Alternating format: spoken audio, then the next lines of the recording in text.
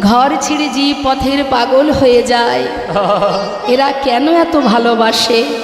আমার চরণ সেবা করে এরা কি সুখ পায়? মহাজন বললেন, হে দয়াময়, যদি তুমি এই সুখ আস্বাদন করতে চাও তাহলে তো ভগবান হয়ে থাকলে হবে না। যদি কখনো তুমি ভক্ত হয়ে ভক্ত চরণ সেবা করতে পারো, সেই দিন বুঝবে চরণ সেবায় কি আনন্দ। বুকের মধ্যে চরণ দুটো চেপে ধরেছে মা। সুদামারে লইয়া কৃষ্ণ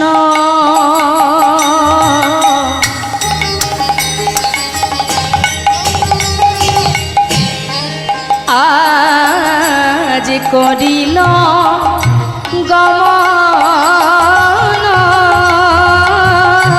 সুদামারে আজ লইয়া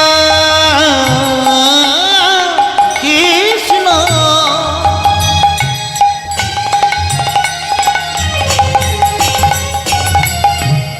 চলিতে লাগে একটা পক্কয়ম্র বৃক্ষ তলে আজি আসিয়া দাঁড়ালো। একটা পক্কয়ম্র বৃক্ষ তলে সুদামা আসিয়া দাঁড়ালো। দেখো মন্দ মন্দ সেবা করে, মন্দ মন্দ সেবা করে ভক্তির যুগলে চরণ।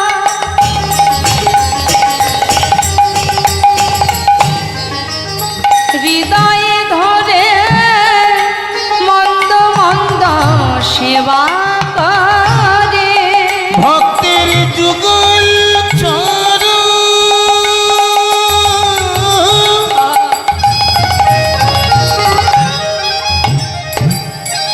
হৃদয়ে ধরে আজ মন্দ মন্দ চরণ সেবা করে। অগনয়নে জলে চরণ ধোয়াইয়ে দিয়ে বলে আর ভাগ্যে হয় কি না। জলে চরণ ধোয়াইয়ে দিয়ে বলে আর ভাগ্যে হয় কি না। জলে চরণ ধোয়াইয়ে দিয়ে বলে আর ভাগ্যে হয় কি না। জলে চরণ ধোয়াইয়ে দিয়ে বলে আর ভাগ্যে হয় কি না। জলে চরণ ধোয়াইয়ে দিয়ে সেবা করে পক্কয়ম্র বৃক্ষ তলে আসিয়া দাঁড়ালো। পক্কয়ম্র বৃক্ষ তলে আসিয়া দাঁড়ালো। একটা পাকা আম গাছ আছে, পাকা পাকা আম ঝুলছে, সেইখানে দাঁড়িয়েছে। সুদামা বলছে, কানাই, এই কানাই, দাঁড়া দাঁড়া, একটু দাঁড়া, দেখ কত সুন্দর গাছে পাকা পাকা আম ঝুলছে, দাঁড়া, একটা পারবো, দুইজনে খাবো। হঠাৎ দেখছে কি মা, চরণে সুদামার পায়ে ফোঁটা ফোঁটা জলের বিন্দু। পায়ে জল এলো কি করে? আমার পায়ে জল, আকাশে তো মেঘ করেনি, আমার পায়ে জল এলো। কানাই, এই কানাই, আমার পায়ে জল কি করে এলো রে?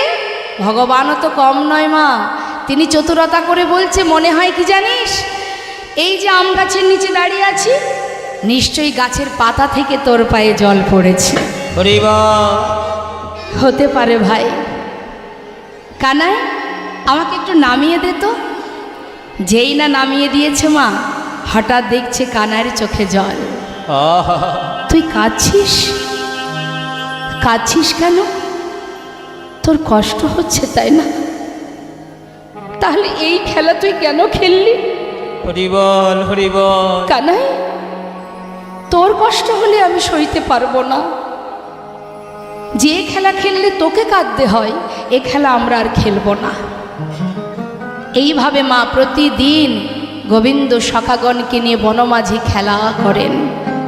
কিন্তু যে বৃন্দাবনে এত আনন্দ কানাইকে নিয়ে, গোবিন্দকে নিয়ে, সেই বৃন্দাবনে হঠাৎ শোকের ছায়া চলে এলো। চিন্তা করুন একবার, মথুরা থেকে মহারাজ কংস রথ পাঠিয়ে দিলেন। অগাসুর, বকাসুর, পুতনা সবাইকে পাঠিয়ে যখন পরাজিত হলো, অবশেষে পাঠিয়ে দিলেন রথ, যাও কানাই বলাইকে ধরে নিয়ে এসো, বৃন্দাবন থেকে নিয়ে এসো। মা যশোমতী ভগবানকে সন্তান রূপে কাছে পেয়েছিলেন, কিন্তু একবার ভাবুন তো, কি দোষ তার, কি অপরাধ তার? আমাদের একটু কষ্ট হলে আমরা মনে করি আমারই মনে হয় বড় কষ্ট, একটু দুঃখ হলে মনে করি পৃথিবীতে বোধহয় আমার মতো যন্ত্রণাদায়ক ব্যক্তি আর কেউ নাই, এটা আমরা ভাবি। একবার চিন্তা করুন, ভগবান আসার আগেই মাতা পিতাকে কারাগারে বন্দি করে দিলেন,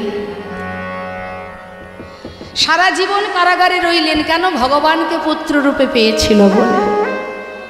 সেখান থেকে গোবিন্দ এলেন গোকুলে, সেই মায়ের কথা একবার ভাবুন। কংসের অত্যাচারে সারাদিন পথপানে চেয়ে মা বসে থাকতেন, কখন আমার গোপাল ঘরে ফিরবে। না জানি ওই দুষ্টু কংস রাজা আমার সন্তানকে প্রাণে মারে। পথে চেয়ে থাকতে থাকতে দিন যেত, হঠাৎ করে মথুরা থেকে রথ এলো ক্রূরকে দিয়ে দুইজনকে ধরে নিয়ে যাওয়ার জন্য। সেই যে গোবিন্দ চলে গেলেন, মা আর বৃন্দাবনে ফেরেনি। সেখানে যাওয়ার পর মাতা পিতাকে উদ্ধার করলেন, কংসকে বধ করলেন ভগবান। বধ করার পর সবাইকে মুক্ত করে উদ্ধার করে সন্তান রূপে তার যা কর্তব্য, যে মাতা পিতা কারাগারে আবদ্ধ ছিল তাদেরকে মুক্ত করে অবশেষে সেখান থেকে তিনি এসে পৌঁছালেন কোথায়? না, গুরুকুলে, গুরুগৃহে, গুরু শান্তিপুনি মুনির আশ্রমে। সেখানে এসেছে কেন? ভগবান যিনি বিশ্ব ব্রহ্মাণ্ডের মালিক, তিনি এসেছেন জীবের শেখানোর জন্য, শিক্ষা নিতে। আর এদিকে বৃন্দাবনে সবাই কৃষ্ণ শোকে কাতর, সবাই বিরহে কাতর। সুদামার পিতা চিন্তা করছে আমার ছেলেকে পথের পাগল হবে, যার নাম মুকুটমণি, মায়ের নাম রচনা দেবী। তিনি চিন্তায় পড়ে গেলেন যে আমার সন্তান যদি এইভাবে পাগলের মতো পথে পথে ঘোরে, কানাই কানাই বলে ডাকে, না জানি আমার ছেলে যদি পাগল হয়ে যায়।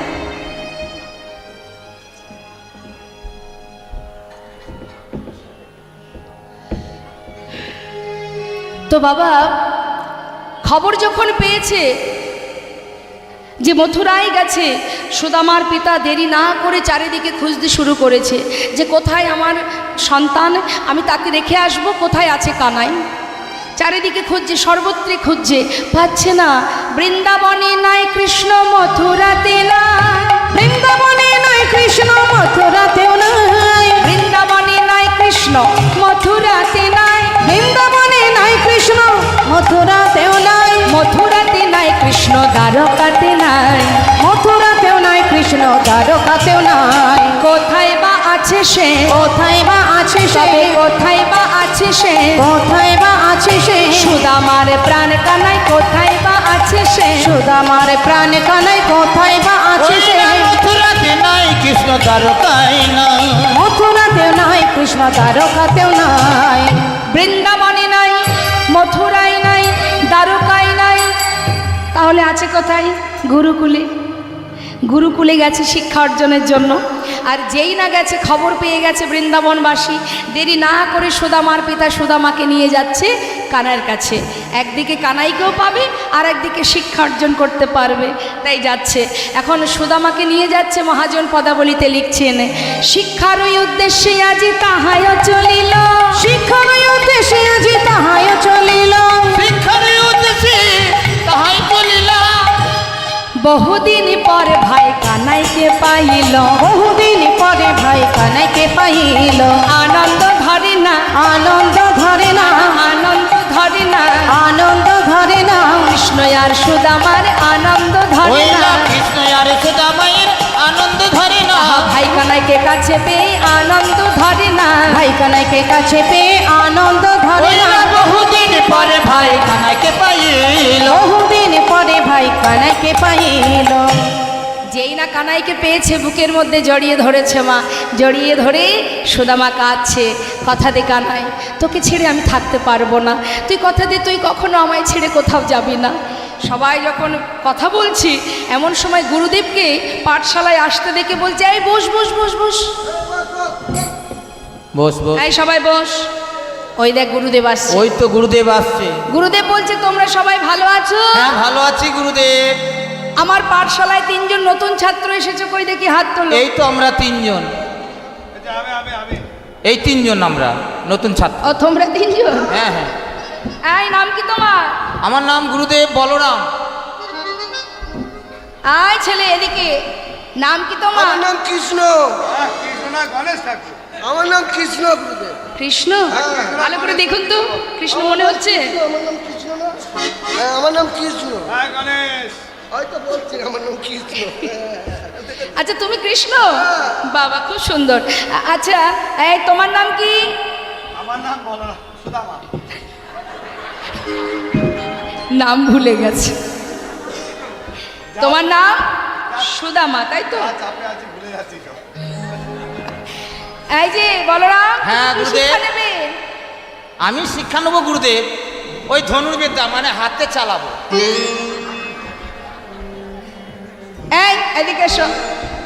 তুমি কি শিক্ষা নেবে কৃষ্ণ? আমি হাতে চালাতে চাই না, ধনুর্বিদ্যাও শিখবো না আর গদা বিদ্যাও শিখবো না। কি শিখবে তুমি? আমি রাজনীতি শিখবো গুরুদেব। নিতাই গৌর হরি বল। চলছে রাজনীতি। হ্যাঁ চলবে চলবে। রাজনীতি শিখবে? আচ্ছা বেশ। তুমি কি শিক্ষা নেবে?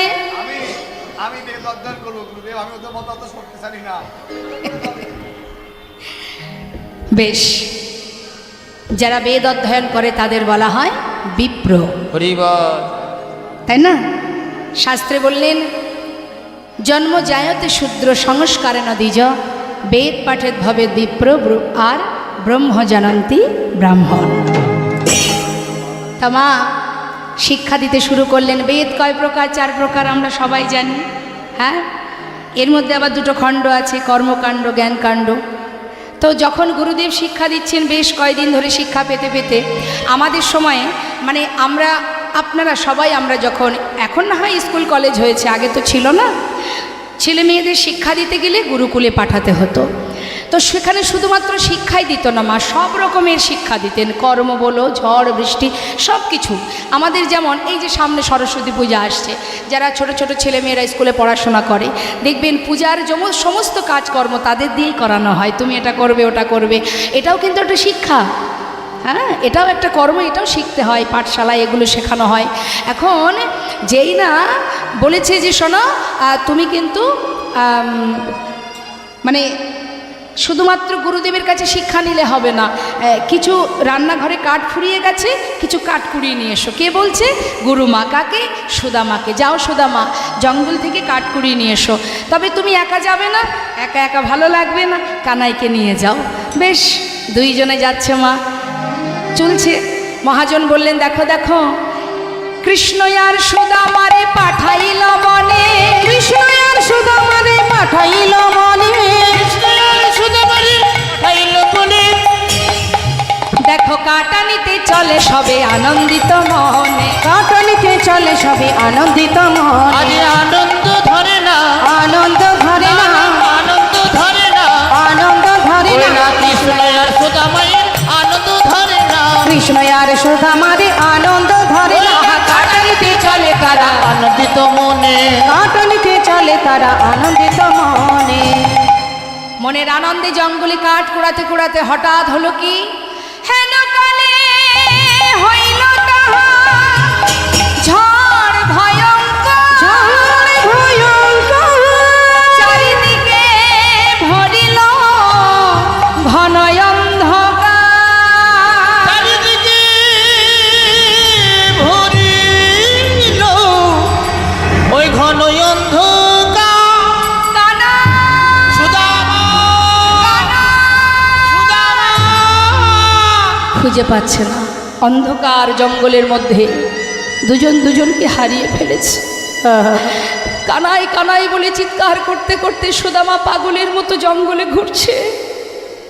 হঠাৎ কানাইকে চোখের সামনে দেখতে পেয়ে বুকের মধ্যে জড়িয়ে ধরেছে। হরিবল হরিবল। কানাই, কানাই তোর কিছু হয়নি তো? তোর লাগেনি তো?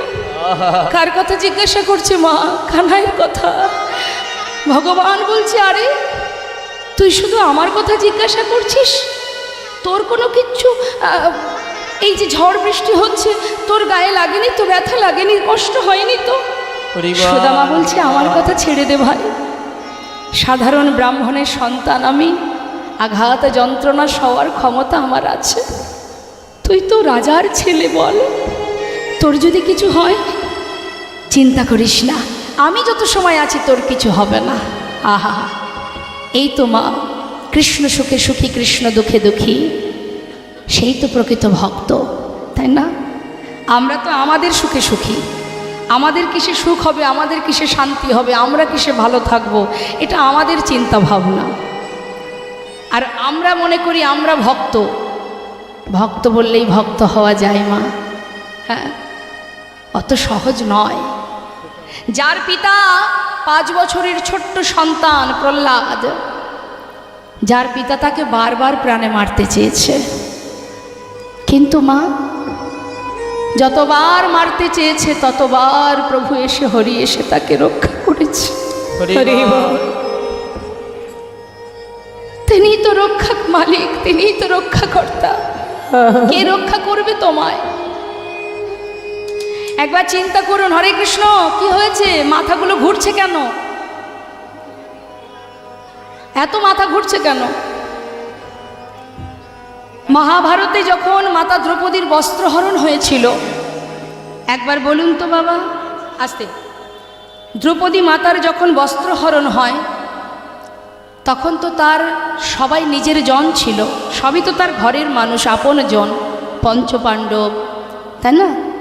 গুরু দ্রোণাচার্য, ভীষ্ম, ধৃতরাষ্ট্র, দাসীপুত্র বিদুর, সবাই ছিলেন। কার কাছে যাননি? নিজের মান রক্ষার্থে সবার কাছে গিয়েছিল। দুঃশাসন বস্ত্র ধরে দাঁড়িয়ে আছে, বস্ত্র ধরে সবার কাছে বললেন, আমার মান, আমার সম্মান, আমার মর্যাদা, আমার নারীত্ব রক্ষা করো তোমরা, তোমরা তো আমার ঘরের, তোমরা তো আমার আপনজন। কিন্তু কেউ এসেছিল মা?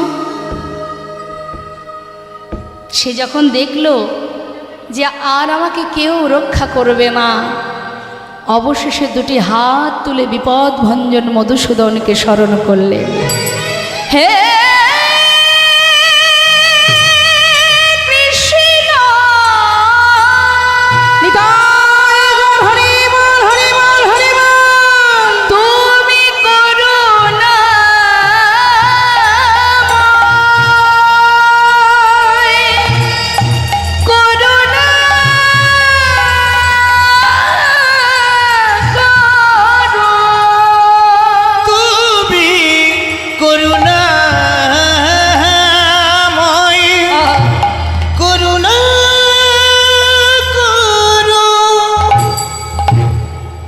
তোমাগো সুদামা বলছে, কানাই তুই চিন্তা করিস না, আমি থাকতে তোর কোনো আঘাত আমি লাগতে দেব না।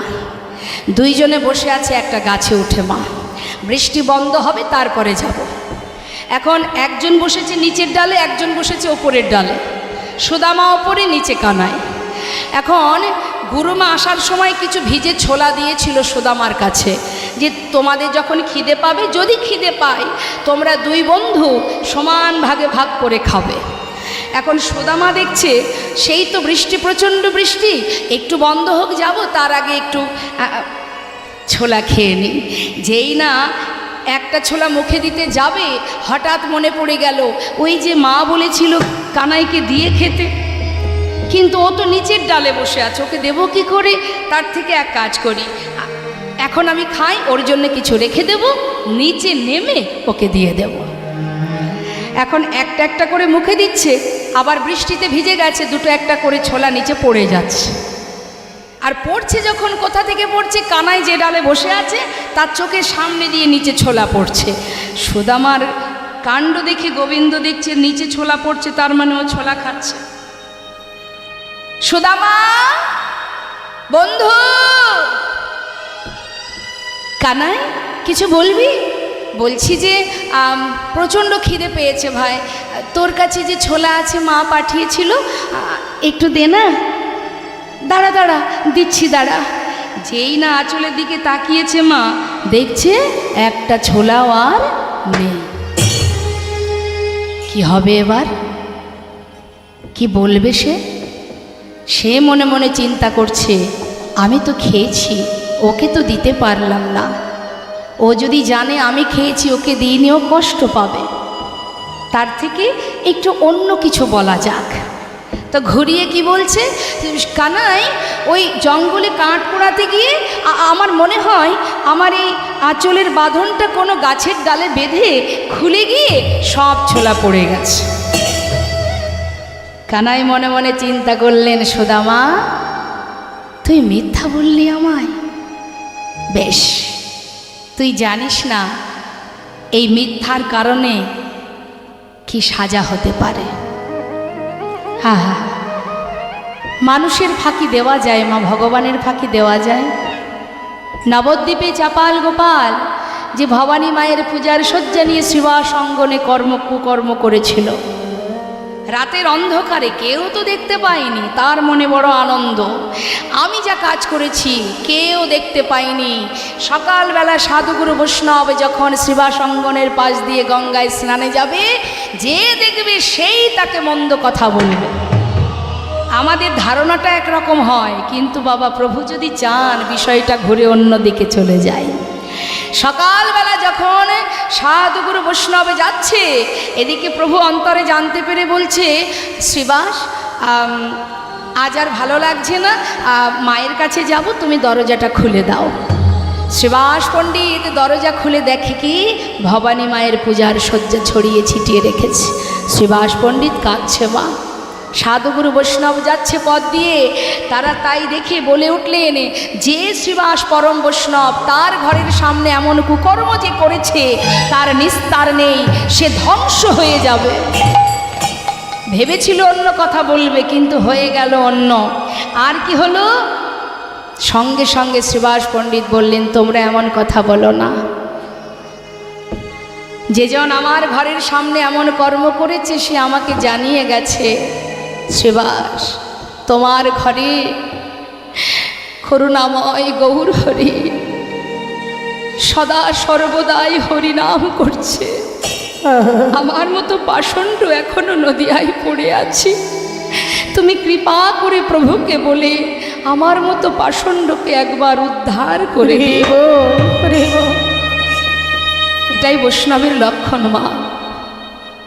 তার অঙ্গে হয়েছিল দুরারোগ্য ব্যাধি কুষ্ঠ। একবার চিন্তা করুন। তাই মানুষের চোখের ফাঁকি দিয়ে অপরাধ করলে তার জন্য সাজা তৈরি থাকবেই থাকবে। আজ সুদামার সাথে কোনো কথা না বলে এবার ফিরে গেলেন আবার গুরুকুলে, গুরুগৃহে। ফেরার পর পরের দিন সকালবেলা কানাই ডাকছে, সুদামা এদিকে আয়, তুই আমাকে কতটা ভালোবাসিস? অনেক, প্রাণের থেকে বেশি। আচ্ছা শোন, আজ আমি তোর কাছে কিছু চাইব, তুই আমায় দিবি? কি চাইবি বল, যা চাইবি তাই দেব। আচ্ছা শোন, রন্ধনশালায় গুরুমা নাড়ু তৈরি করে রেখেছে, তুই তো জানিস আমি একটু নাড়ু খেতে ভালোবাসি, জানা বন্ধু আমার জন্য দুটো নাড়ু নিয়ে আয়। যেই না বলেছে বলছে, আরে এটা আবার কোনো ব্যাপার, এ তো সাধারণ কথা, দাঁড়া আমি গুরুমাকে গিয়ে বলি, মা আমাকে দিলে তোকে দিয়ে দেব। না, এইভাবে আনলে হবে না, চুরি করে নিয়ে আসতে হবে। কানাই এ তুই কি বলছিস? আমি তো চুরি বিদ্যা শিখিনি, আমি চুরি করব কি করে? তুই না আমাকে ভালোবাসিস, আমার জন্য প্রাণ দিতে পারিস, আর দুটো নাড়ু নিয়ে আসতে পারবি না? কেমন বন্ধুত্ব তোর! বেশ, আজ আমি তোর জন্য চুরি করতে যাব। কানাই জেনে রাখিস, যা আমি কোনোদিন করিনি। আমাকে গুরুদেব বলেছেন, এই মুখে যে মুখে বেদ পাঠ করো, এই মুখে কখনো মিথ্যা কথা বলবে না, অন্যায়মূলক কাজ করবে না, পাপ কর্ম করবে না। কিন্তু আমি তোর সুখের জন্য চুরি করতে যাব। কানাই এই দরজায় বসে থাকবি, যদি দেখিস মা আসছে আমাকে একবার ইশারা করে জানাস। সুদামা ভিতরে গেছে মা, যেই না নাড়ুর পাত্রে হাত দিয়েছে, গোবিন্দ পিছন থেকে চিৎকার করে উঠেছে, গুরুমা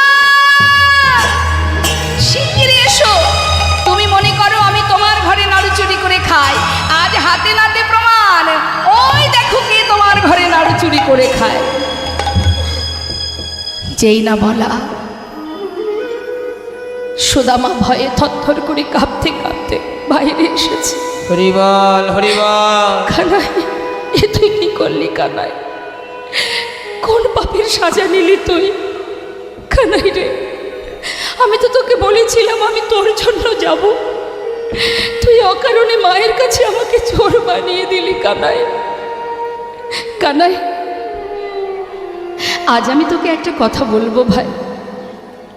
আমার মা বলে তুই নাকি ভগবান। আমি তো জানি না, যদি তুই সত্যি ভগবান হয়ে থাকিস, কোনো দিন আজ এই গুরুকুলে দাঁড়িয়ে আমি প্রতিজ্ঞা করলাম, জীবনে যত কষ্ট, যত দুঃখ, যত যন্ত্রণাই আসুক, আমি আমার জীবনে কোনো দিন তোর কাছে কোনো দিন দু হাত পেতে কিছু চাইব না।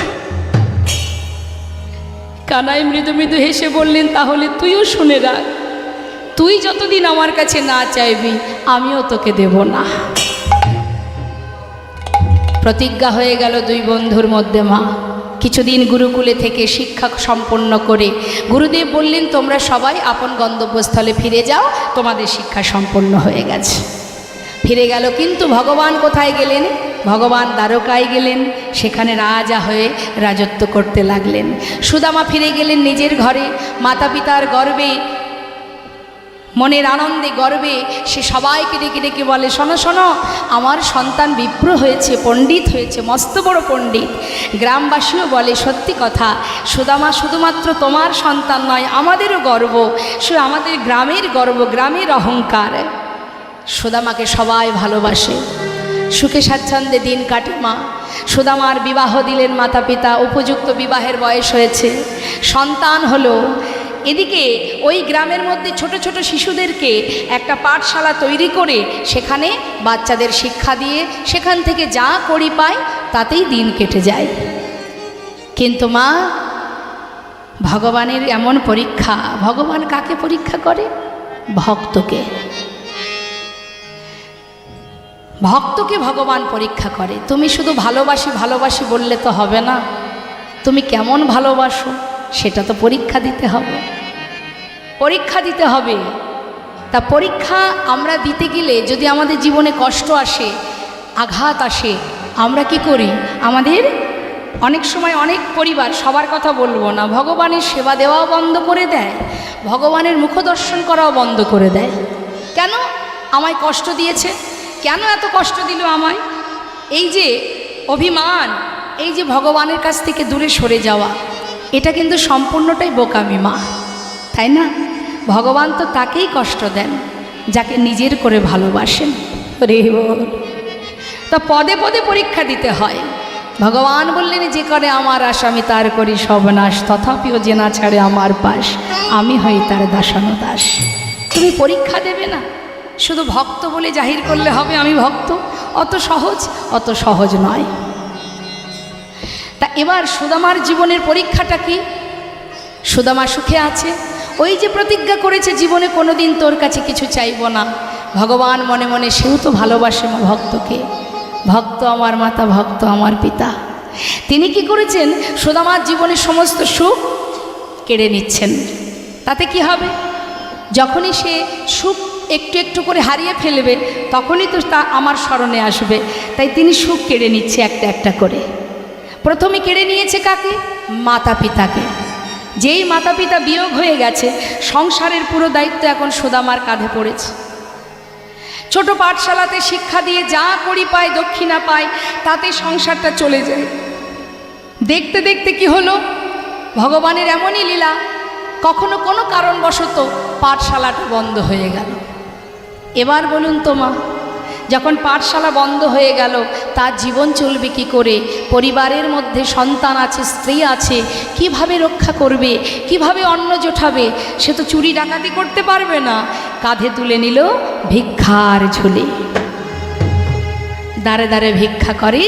যেদিন পায় সেদিন সুখে স্বাচ্ছন্দ্যে দিন কাটে, যেদিন পায় না সেদিন সন্তানকে বুকে জড়িয়ে ধরে সারা রাত কৃষ্ণ কৃষ্ণ কৃষ্ণ প্রভুর নাম করে, যেন নামেই তার ক্ষুধা নিবারণ হয়। নামেই তাই তৃষ্ণা মিটে যায়। কি এত জীবনে আঘাত, এত কষ্ট, তথাপিও নাম ভোলেনি বাবা, নাম ভোলেনি। আজকে বৈষ্ণব মহাজন বলছে সুদামার একটু একটু করে সব কিছু শেষ হয়ে গেল, আর কিচ্ছু নেই, পিতৃ সম্পদ বলতে সবই শেষ। অবশেষে তার সন্তান পরিবারকে নিয়ে গাছতলা সার করেছে, তবু প্রভুর নাম করছে, তবু বদনে শ্বাসে প্রশ্বাসে কৃষ্ণ কৃষ্ণ কৃষ্ণ। তাই তো বলে মা, এই নামের শোধা যে বা করে এই নামের শোধা যে বা করে পালে, ক্ষুধা তৃষ্ণাটা হয় অবসান। এই নামের শোধা যে বা করে পাল, ক্ষুধা তৃষ্ণা তার হয় অবসান। অন্তরে সদা কৃষ্ণ নাম যে, অন্তরে সদাই কৃষ্ণ নাম যে, বহে অবিরত অবিরাম। শোধা মাখা এই নাম কৃষ্ণকে সব, কৃষ্ণকে সব মধুমাতা এই নাম হরি নাম, সুধা মাতা কৃষ্ণ নাম। বদনে কৃষ্ণ নাম ভিক্ষা করে দিন কাটে। হরিবল একদিন তার স্ত্রী, তার সহধর্মিণী সুশীলা বললেন, স্বামী তোমায় একটা কথা বলবো। বলো স্বামী। শুনেছি তোমার বন্ধু নাকি মস্ত বড় রাজা, যার নাম তুমি শ্বাসে প্রশ্বাসে জপ করো। আবার এও শুনেছি সে নাকি ভগবান। হরিবল, আচ্ছা স্বামী, হরিবল। তুমি কি পারো না তার কাছ থেকে আমাদের এই দুঃখের দিনে, কষ্টের দিনে কিছু যদি তার কাছ থেকে নিয়ে আসতে পারো? সুদামা বললেন, সুশীলা এমন কথা বলো না, আমি কোনো দিন তার কাছে কিছু চাইতে পারবো না। সে আমার বন্ধু, আজ আমার দুঃখের দিন এসেছে বলে আমি তার কাছে হাত পাতবো? তাছাড়া আমি প্রতিজ্ঞাবদ্ধ, ওর কাছে আমি কোনো দিন কিচ্ছু চাইবো না। আমি যার জন্য কিছু করতে না পারি তার কাছে আমি চাইবো কি করে? আমাকে চাইতে বলো না। স্বামী, বেশ, চাওয়ার দরকার নেই। আচ্ছা স্বামী, তোমায় একটা কথা বলি। স্বামী, তুমি এতদিন যার নাম করছো, আমি আসার পর থেকে দেখেছি যার নাম তুমি জপ করো তাকে তোমার দেখতে মন চায় না। এ তো তুমি আমার মনের কথা বললে। কার বা মন চাইবে না বলো? বন্ধুর সঙ্গে দেখা করতে তো সবাই ভালোবাসে, কিন্তু আমি কি করব বলো? দেখতে তো পাচ্ছ আমার বন্ধু মস্ত বড় রাজা, আর আমি দিনহীন কাঙাল। ও কি আর আমার কথা মনে রেখেছে?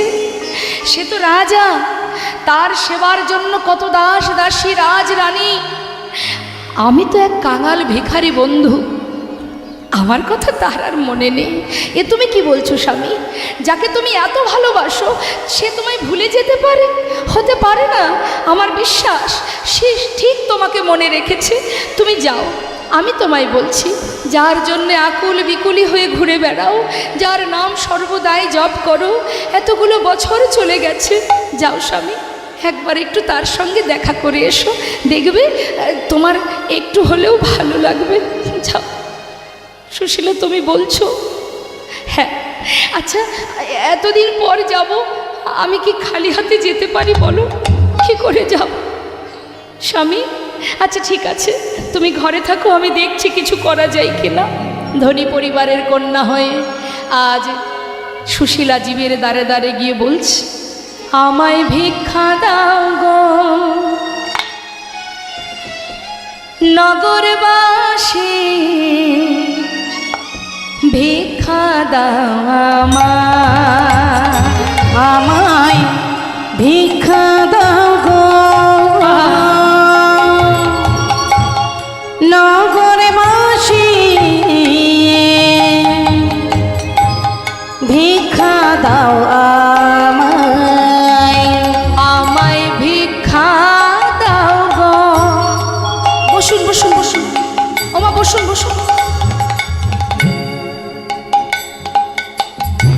নগরবাসী ভিক্ষা দাও আমায়। তোমরা ভিক্ষা দাও গো,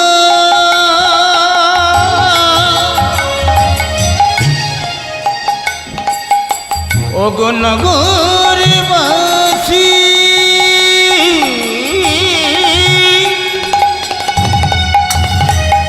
আজ ভিক্ষা দাও মামা মুখের উপরে দরজা বন্ধ করে দিল। দেখবেন অনেকে আছে ভিখারি এলে তাকে তাড়িয়ে দেয়, এই যে এবারে ভিক্ষা হবে না, যাও যাও অন্য বাড়ি যাও। আবার পাশের বাড়ি, আমায় ভিক্ষা দাও গো নগরবাসী ভিক্ষা দাও আমায় ভিক্ষা দাও গো নগরবাসী ভিক্ষা দাও আমায়। ওগো তোমাদের ভিক্ষার দ্রব্য পাবে সে মোরা, তোমাদের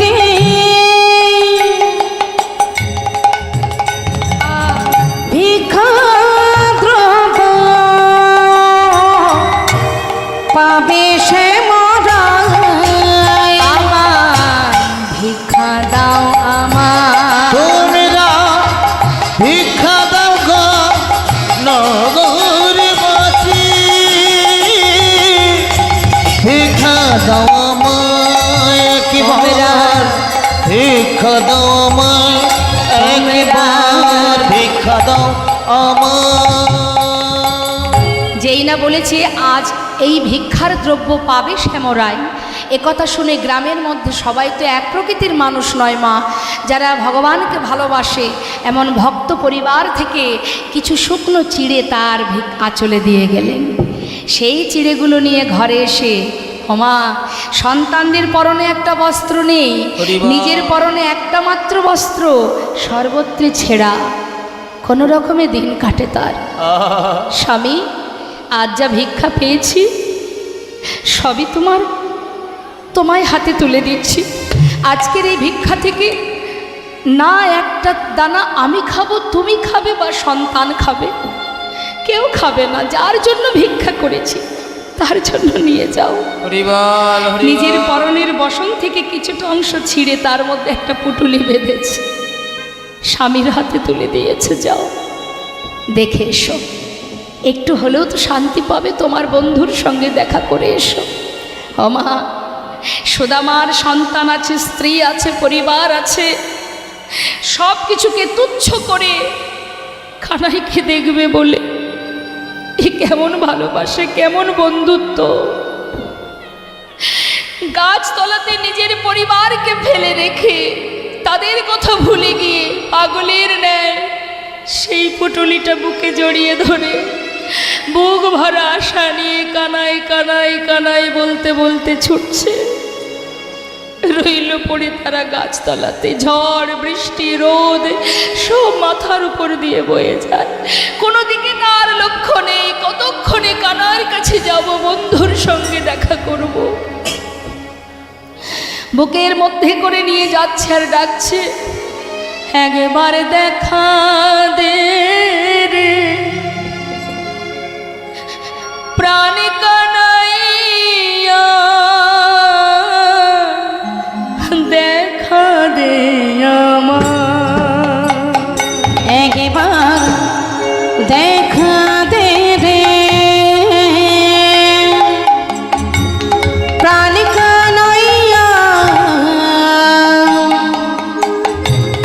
দেখা দে আমায়।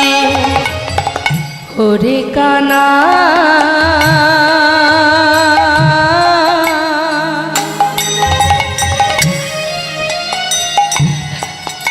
ওরে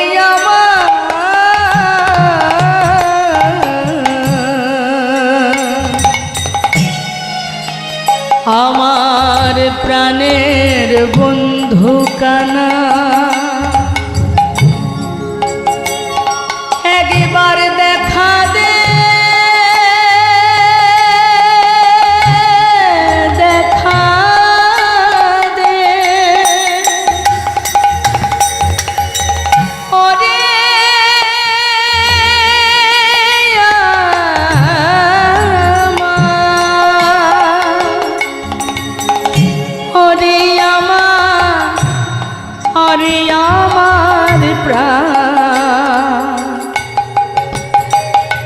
প্রাণের বন্ধু প্রাণের বন্ধু কানাই রে। ওরে ভাই ভাই কানাই রে,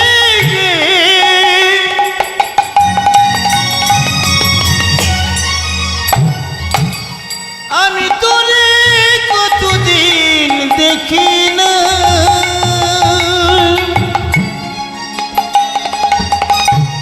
একবার দেখা যে ওরে ভাই কানাই রে, একবার দেখা দে রে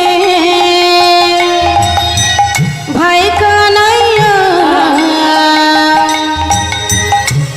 দেখা দে আমায়। ওরে